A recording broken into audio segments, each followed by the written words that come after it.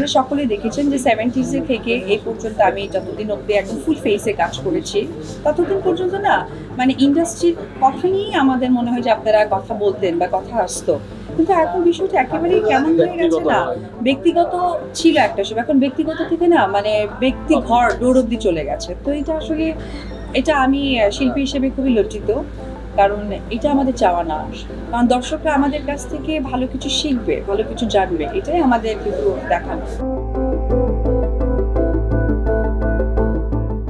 যাদের লজ্জা থাকে তাদের অল্পতেই শক্ত হয়ে যায়, আর যাদের লজ্জাই থাকে না তাদের বহুবার শক্তের মধ্যেও শক্ত হয় না। আমি মনে হয় সোশ্যাল মিডিয়ায় কথাটা আজকে অনেক বেশি ভাইরাল হবে।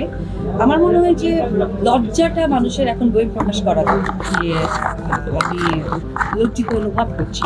তো ফার্স্ট অফ অল লজ্জাটা অনুভব করতে হবে, তাহলেই যে কোনো অবস্থানই শক্ত বা নর্মাল তখনই আপনাদের কাছে তুলে ধরা সম্ভব।